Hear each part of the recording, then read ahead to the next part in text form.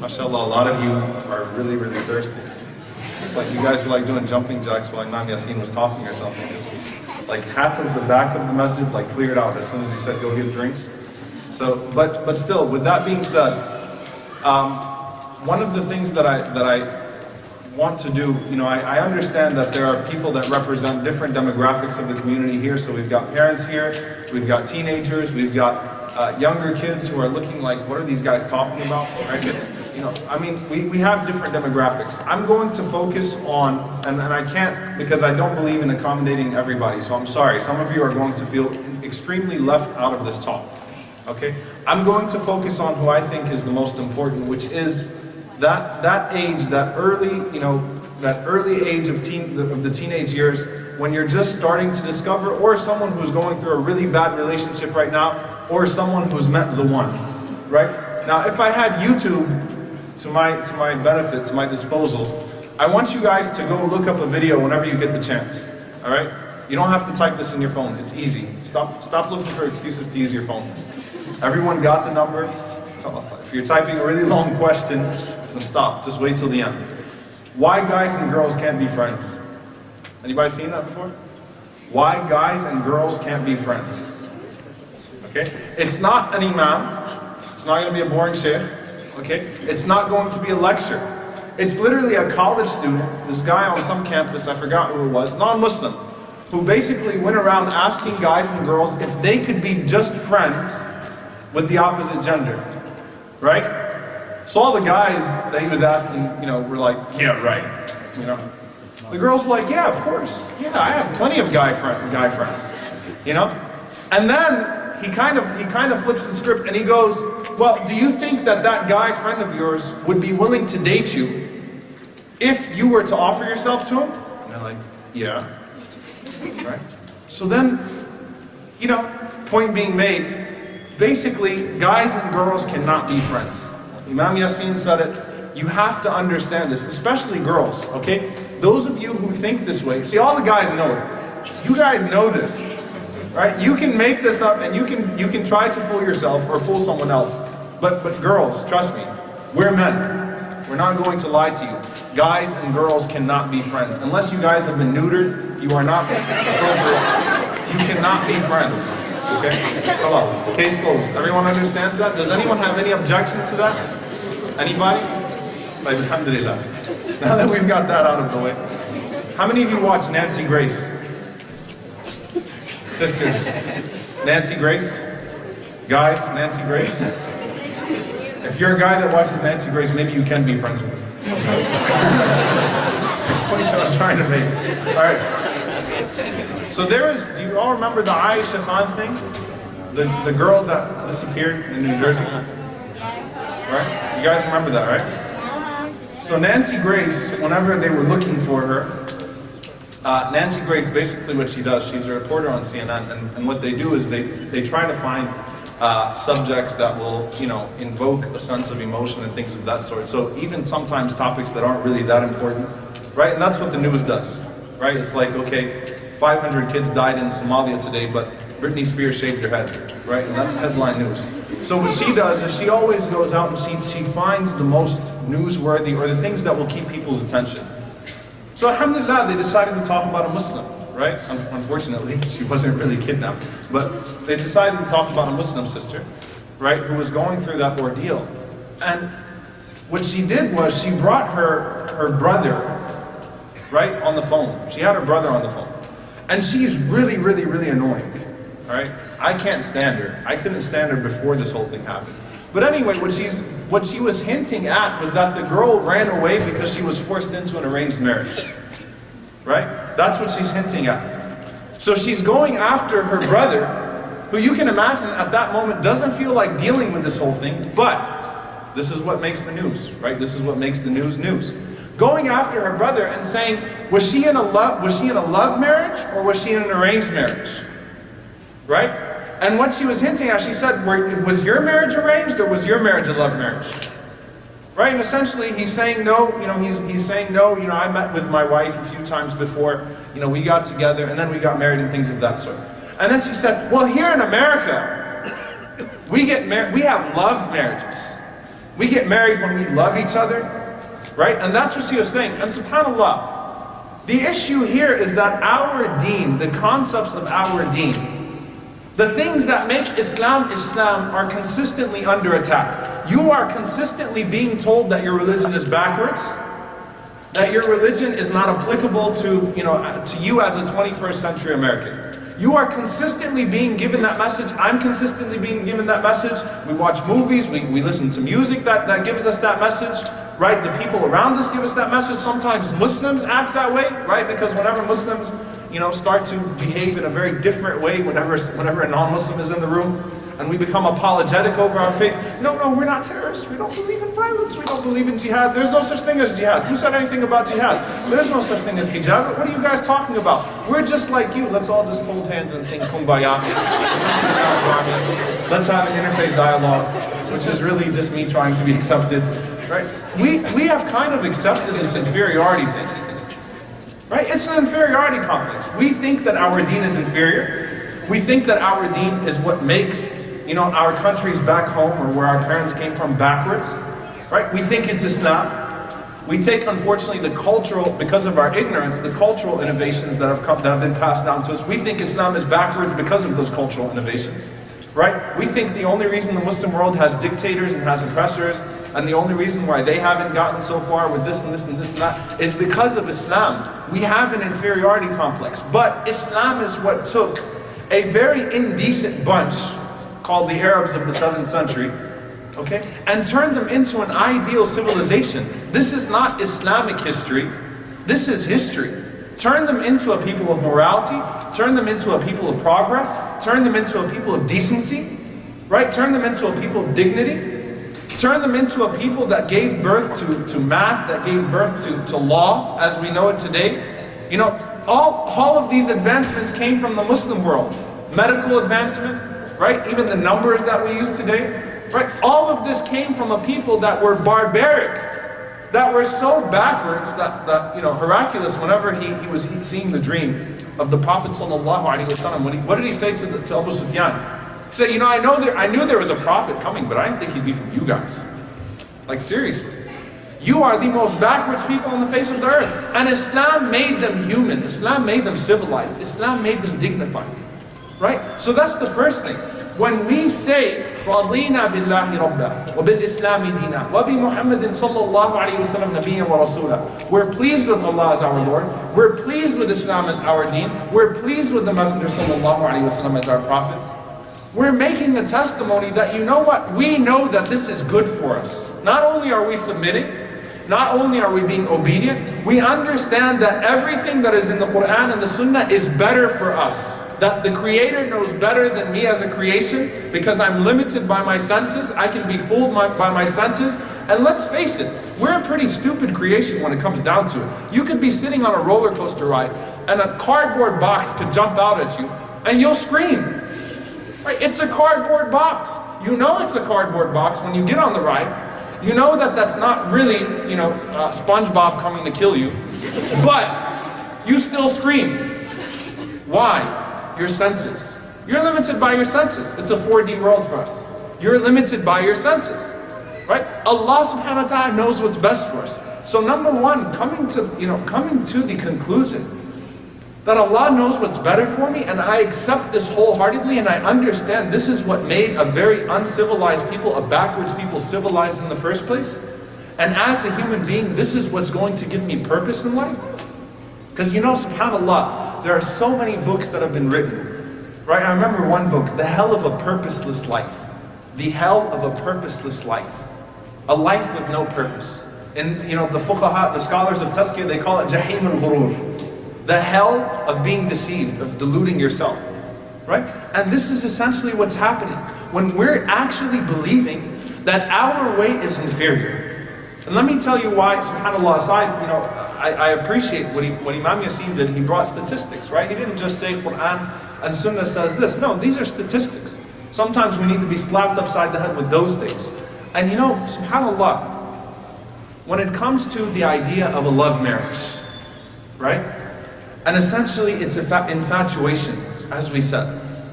SubhanAllah, you see all of the pleasant things that the other person is putting up as a front, right? You see their best face, and you have no idea what's under that wrapper, right? It's almost like looking at a piece of chocolate that's wrapped up with a nice wrapper, not knowing what the ingredients are, not knowing where it came from, not knowing anything about it, and saying, I want that one. Just because of the wrapper, right? And then subhanAllah, the first night, after the first night that you get married, and after all that stuff has happened, you've already experienced the positive aspects. You've already experienced the joy of love and the joy of going out together and the joy of this first time and that first time. The first time we held hands, the first time we shared a smoothie, the first time we went to the movies together, the first time this, the first time that. And then marriage comes, and all marriage is a bundle of responsibility. And you are going to regret that marriage for the rest of your life. You're going to hate yourself. SubhanAllah. What happened? That front is not there anymore. You're seeing the person for who they are. All the makeup is gone. Right? Makeup's not there anymore. Now you've got white cream everywhere. Right? And Winnie the Pooh, PJs and stuff like that. Like now you've got, what happened? Where did it all go? That's not what I signed up for. It was all the fronts. It was all the fronts. Right? And infatuation is the key. SubhanAllah. What does Islam give us in return? Because subhanAllah, had Allah subhanahu wa ta'ala demanded us to be monks, right? To live celibate lifestyles, it would be very tough for us. Everything that Allah gives us, everything that Allah subhanahu wa ta'ala has provided in this life that offers joy through a haram avenue, Allah subhanahu wa ta'ala has provided halal alternative. There is nothing in this life except that Allah subhanahu wa ta'ala gave us a halal alternative, and that's purely from the mercy of Allah subhanahu wa ta'ala. I did a minor in biblical studies. Do you know in old Christian theology, getting married is frowned upon? This is disgusting, right? Celibacy is the only way. If a person gets married, that person is someone who's doing something detested, repulsive. How dare they, right? SubhanAllah. I mean, in other theologies, obviously the only way to really achieve spiritual illumination is to go to the extreme of being celibate, living that life, right, as a monk. In our deen, we seek Allah subhanahu wa ta'ala through marriage, which gives us joy anyway. SubhanAllah, marriage is half of your deen. That's a rahmah. That's a rahmah. That half of your deen is something that's as tangible as marriage, as making that work, as seeking the pleasure of Allah subhanahu wa ta'ala through another human being, through showing mercy to another human being, right? Through restricting your ego with another human being. And here's what happens whenever we get into the whole love marriages and the infatuation. I did a little bit of research myself. The whole first love thing? I'm not even going to talk about something as extreme as losing your virginity.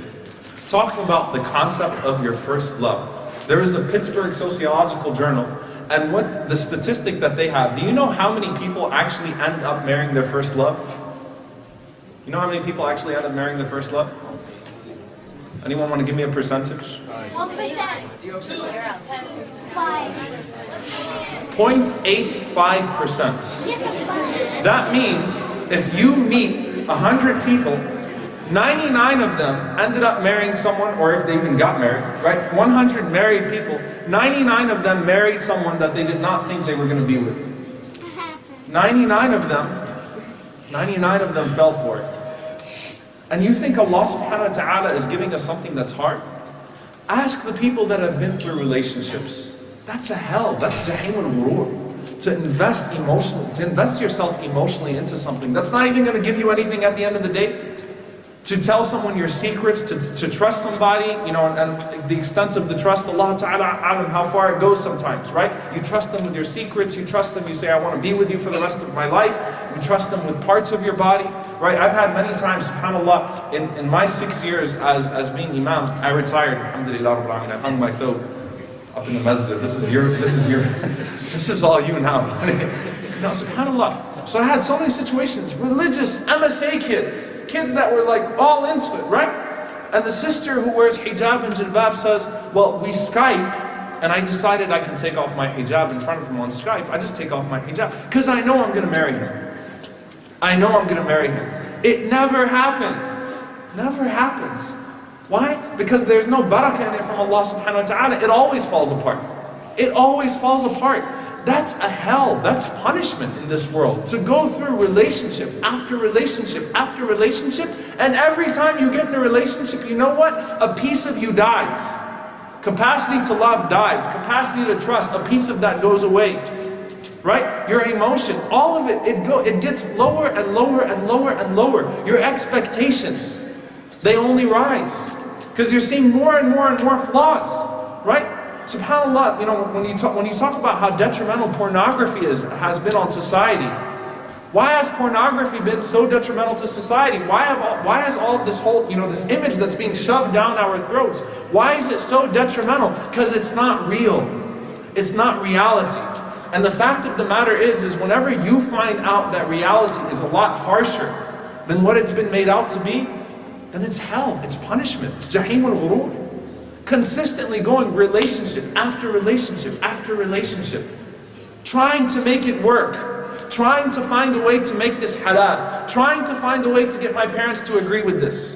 And then that doesn't happen, subhanAllah. And let me tell you why Allah subhanahu wa ta'ala stops. And you know, you want to talk about practicality.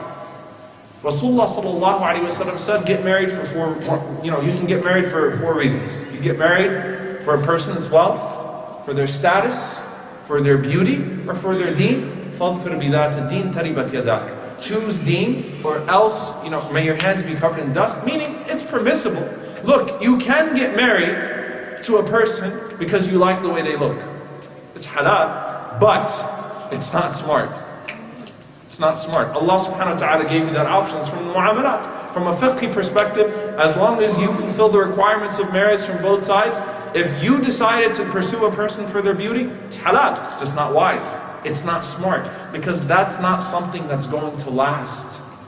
The looks will go, and then you'll have to deal with the other stuff.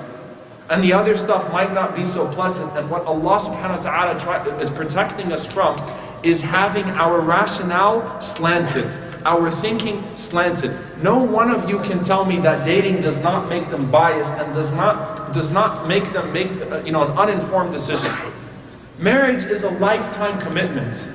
This is the person that's going to be the other parent of your children.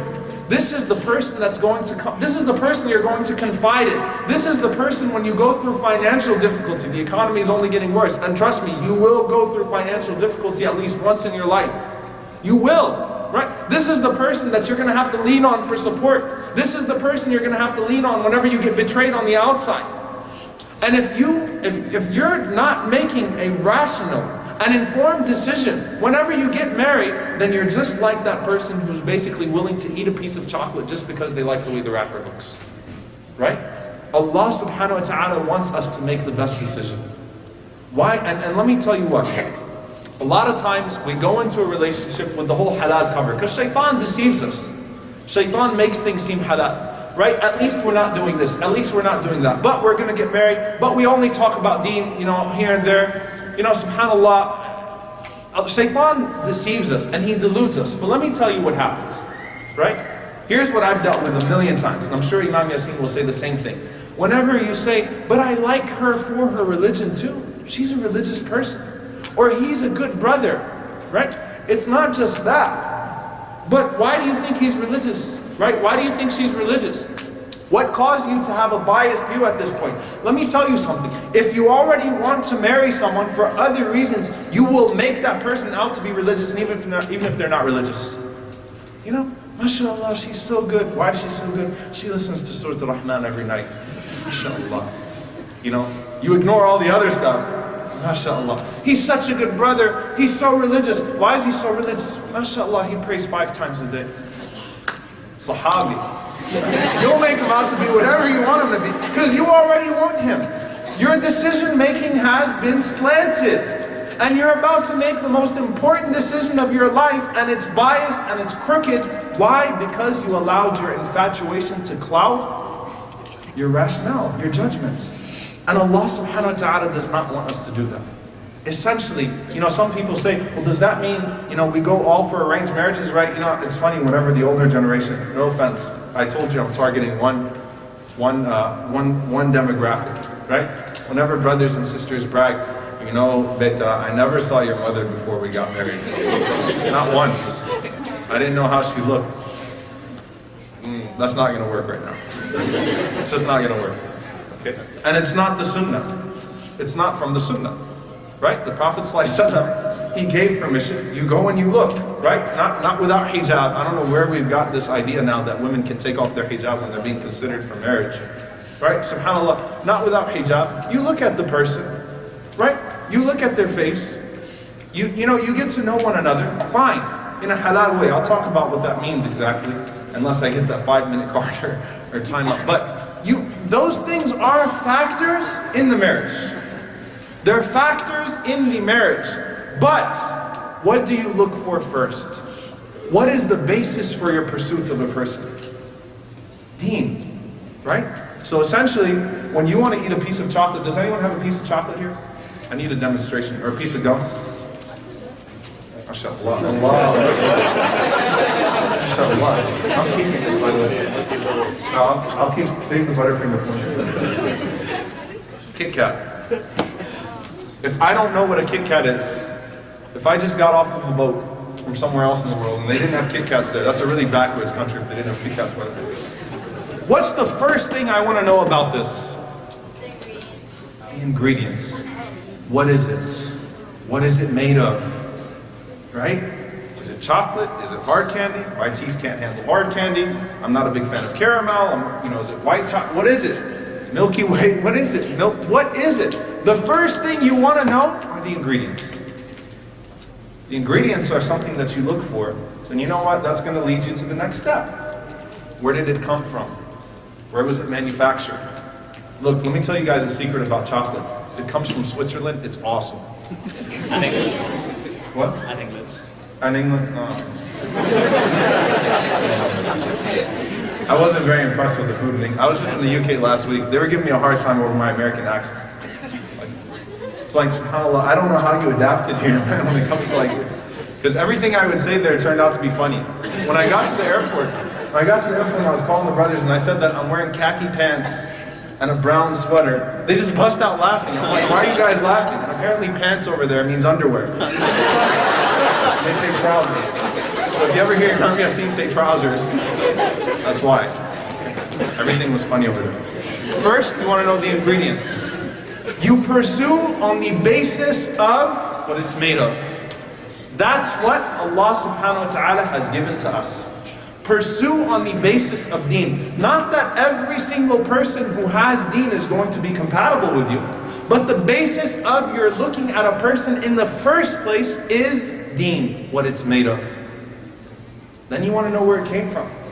إِذَا أَتَاكَ مَنْ تَرْضَوْنَ دِينَهُ وَخُلُقَهُ فَزَوِّجُوهُ. If someone, Rasulullah ﷺ actually gave us 2 criteria, by the way, for looking for a person, considering a person. Deen and character. Deen and character. The inner beauty of a person. The way that person acts. The way that person treats people.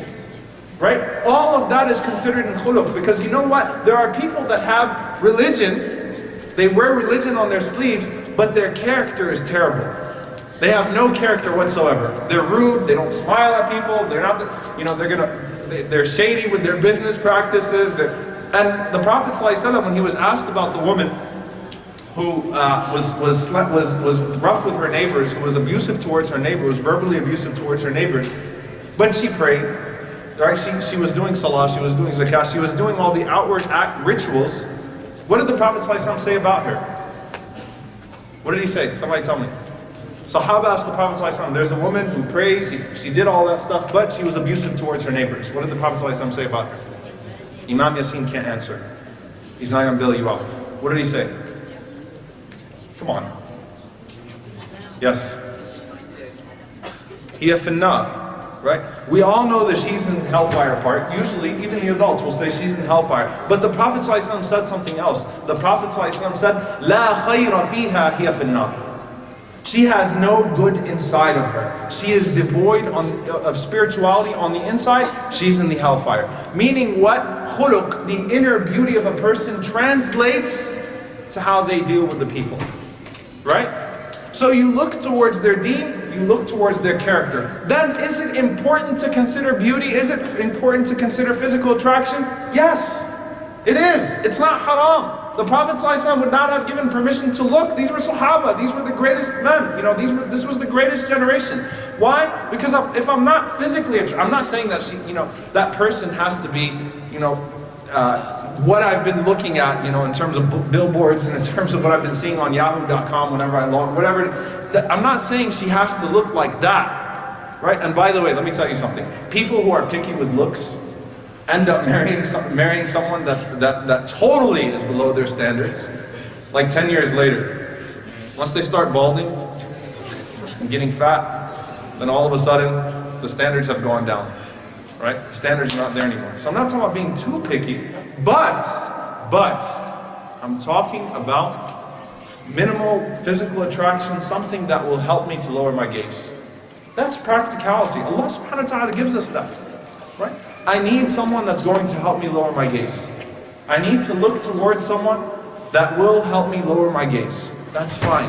That's acceptable, right? The other factors come in, right? And yes, is family considered? Yes. Let me tell you why. The main reason why marriages, and by the way, the statistic, I'll be the first to admit, the statistic that shows how much more successful arranged marriages are than love marriages, this is what they would call it, right? Obviously there are different degrees of arranged marriages, but the statistics show that arranged marriages are much more successful. But I'll even say that statistic is biased because of culture, no doubt about it, right? In some cultures, getting a divorce is blasphemous, right? So yes, that statistic is biased, but at the same time, one of the major points that's made there about why it's better to marry with your family on your side, right?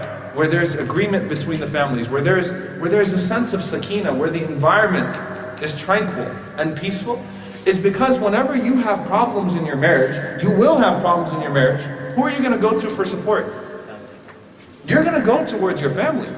You're going to go towards you're going to go towards your family. You're going to count on them. Even if you think that you're not going to count on them, at the end of the day, you will go back to them counting on them. If two people get into a marriage where the parents don't like each other, or the parents don't like the other person, we already made this happen, and then we're saying, Dad, Mom, you have to, you got to deal with this. It's going to happen regardless. What happens is when those problems start to take place, they have no one to look to for support, right?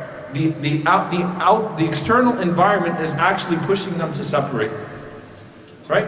And that's going to come most of the time when people get married only because of infatuation, because they've spent time with each other, so on and so forth. That's usually what's going to come, is an unsupportive environment. That's not Quran and Hadith, that's statistics. That's how it is, right? And if everything around you is pushing you to separate, you know what the divorce rate in this country is? 55%. When you get married, you are more likely to get a divorce in this country than to stay married. That's terrible. SubhanAllah. When you get married, imagine when people are walking the aisle in this country, it's not even a 50-50 chance anymore. Most likely the person that I'm walking the aisle with right now is not going to be my wife in a few years. That's terrible. Why? Because you know what? It's not all that it's being made out to be. We have to trust that Allah subhanahu wa ta'ala has our best interests in mind. So with that being said, I want to I know that I'm going to get the notes, so I just want to, because I know that people always say this isn't practical enough, right? It's not practical. We understand the concept, we have to trust Allah subhanahu wa ta'ala, we have to submit. So I want to try to give some tips. Usually the major obstacle to marriage, because usually what's going to happen when people say, well, I want to get married, but who's stopping me? Parents, right?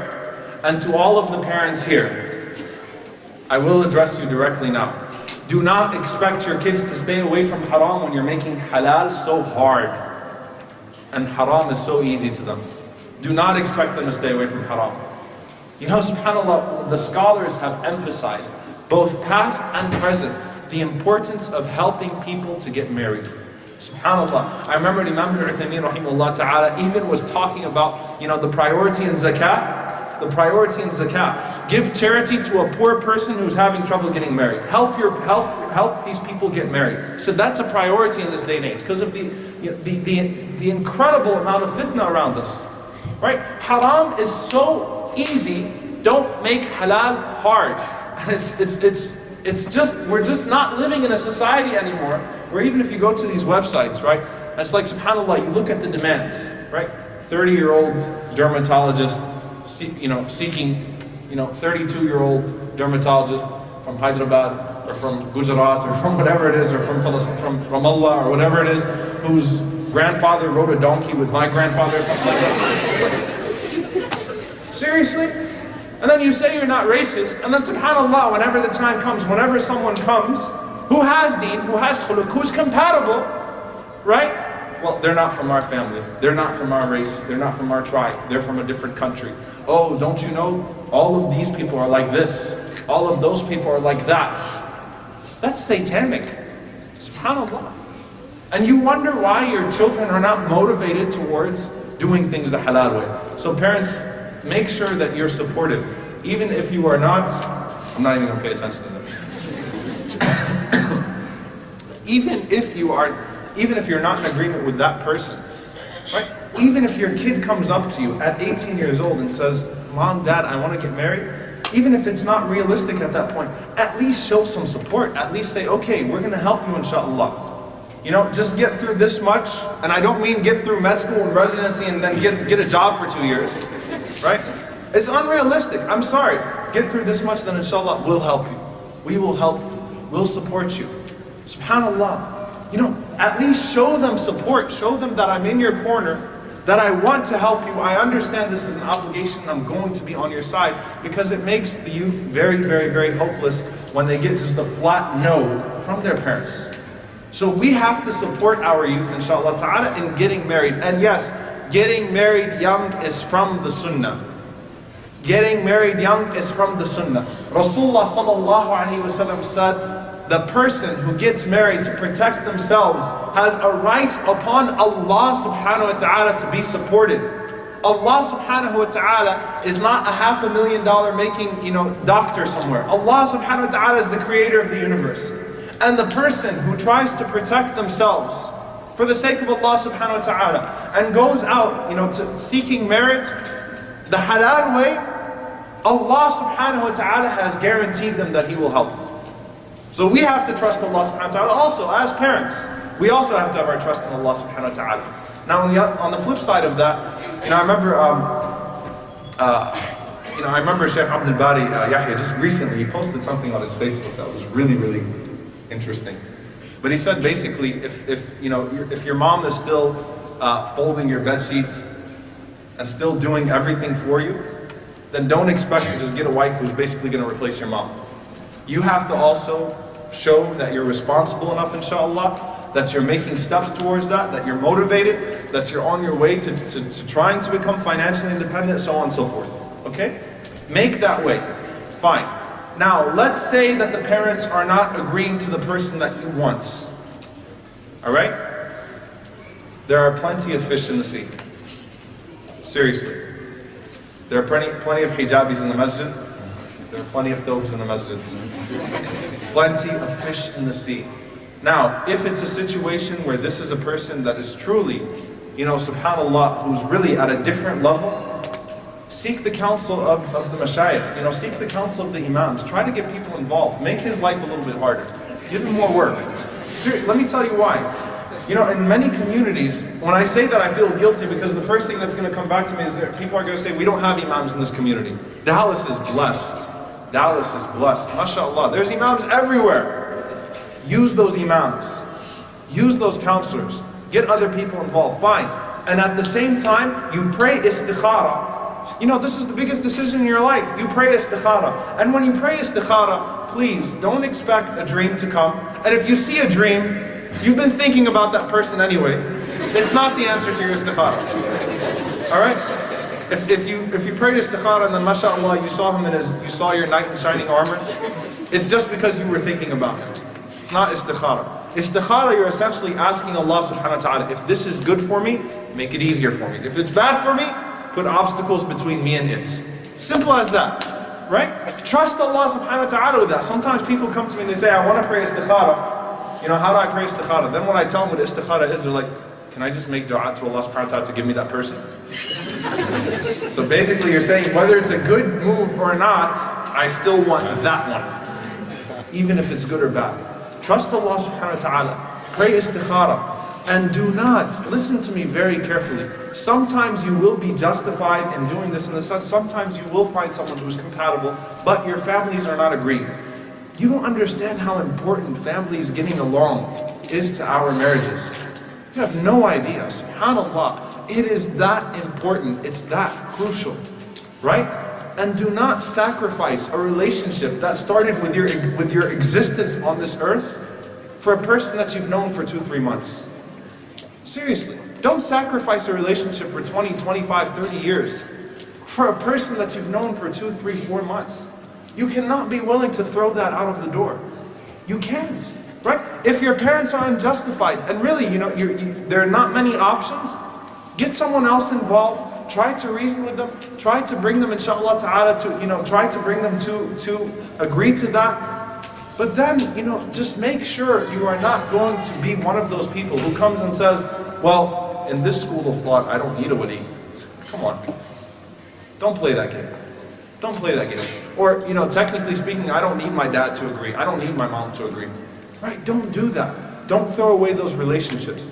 If you start, and this is why, again, the rahmah of Allah subhanahu wa ta'ala, the wisdom of this deen, if you start and you make a rational decision, and when you are looking at potential candidates for marriage, you don't have anything that's making you biased, that's slanting you towards one direction or the other, and you ask the tawfiq of Allah subhanahu wa ta'ala, and you include your family, involve your family from the very, very, very start, inshallah ta'ala, you will find that person. Be patient. You will find that person. Do not put yourself through the torture of relationship after relationship after relationship, thinking that that's a better alternative. That's just going to make you more depressed. That'll ruin you even more. And I can tell you, subhanAllah, many imams, many people that you might look up to and respect, they've been through that too. Everybody goes through a phase, right? But just make sure that when Allah subhanahu wa ta'ala guides you, again, when you are going to make the most important decision of your life, make sure you make it considering all of the factors. And if your family, parents, please listen to me. Cooperate with your children. Help them, right? Don't be hypocritical with your standards. Help them find that right person. Be supportive of them. Listen to them. If they have someone that they're considering, listen to them. Right? Consider, subhanAllah, the best option in that regard. Right? And make sure that you don't allow them to become hopeless. Because if they become hopeless, essentially Shaitan became hopeless. Ablasa. Time up. Alright, fine. Shaitan became hopeless. Ablasa wa shatana. He became hopeless. He distanced himself from Allah subhanahu wa ta'ala. That's why Shaitan does what he does. Don't allow your kids to become hopeless. Help them. And youth, don't become hopeless, because even if your parents are terrible and even if your parents are not helping you out, if you go out and you form a haram relationship, you're still going to bear that burden on the Day of Judgment. Okay? You're still going to bear that burden. So inshallah, because my time is up, I'm going to stop blabbing now and I think we'll take questions inshallah. Jazakumullah khair.